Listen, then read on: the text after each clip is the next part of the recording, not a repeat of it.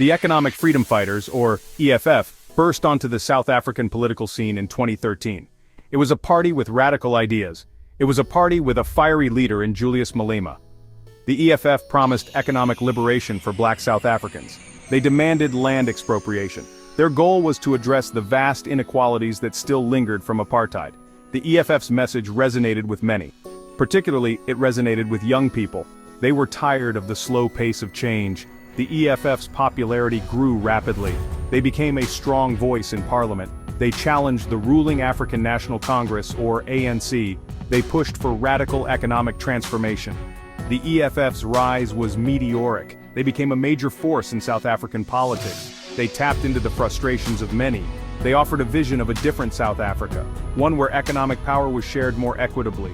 Their impact was undeniable. They shifted the national conversation. They forced other parties to address issues like land reform more directly. The EFF in its early years was a force to be reckoned with. The EFF, despite its early successes, faced challenges. The 2024 elections saw their support decline. They faced internal divisions. These issues came to a head with Floyd Shivambu's departure. Shivambu was a founding member. He was the party's deputy president. He was a close ally of Malema.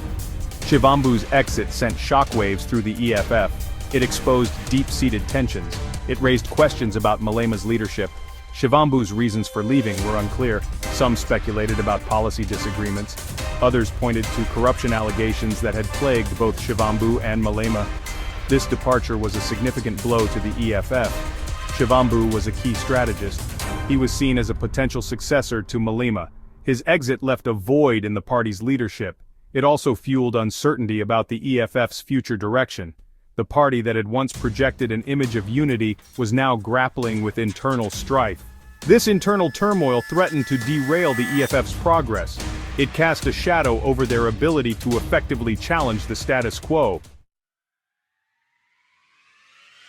Julius Malema, in the face of these challenges, remained defiant. He downplayed Shivambu's departure. He insisted that the EFF was stronger than ever. He characterized his leadership as decisive and necessary. Malema argued that the EFF was purging itself of those who were not fully committed to its vision. He addressed the corruption allegations head-on. He denied any wrongdoing. He accused his opponents of using these allegations to discredit the EFF. Malema presented himself as a victim of political persecution. He used his signature fiery rhetoric to rally his supporters. Malema's response was characteristically bold. He sought to project an image of strength and control. He aimed to reassure his supporters and silence his critics. Whether this strategy would be successful in the long term remained to be seen. The EFF was at a crossroads. The outcome of these challenges would depend largely on Malema's ability to navigate this turbulent period. He needed to address the internal divisions. He needed to regain public trust. He needed to articulate a clear vision for the EFF's future. Section 4. Navigating controversy, land reform, open borders, and media scrutiny. The EFF has never shied away from controversy. They've been vocal about their radical policies. Land expropriation without compensation is a cornerstone of their platform. They advocate for the return of land to black South Africans. They argue that this is essential for redressing the injustices of apartheid. The EFF has also taken a controversial stance on immigration. They support open borders for African countries. They believe in a united Africa.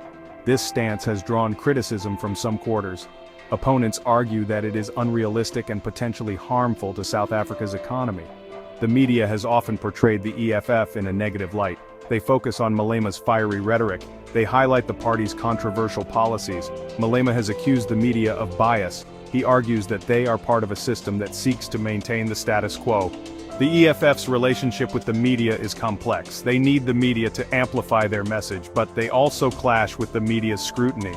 The EFF's ability to control its narrative in the public sphere would be crucial for its future success. Section 5.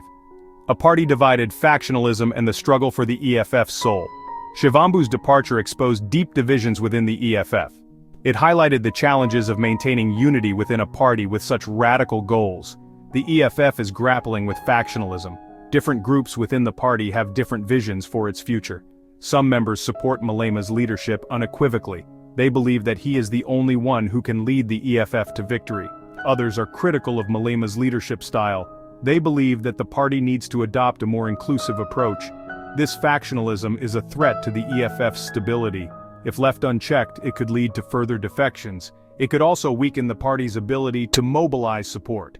The EFF needs to find a way to manage these internal divisions effectively. The party's future success hinges on its ability to present a united front. It needs to bridge the divides between different factions. It needs to articulate a clear vision that resonates with its diverse membership.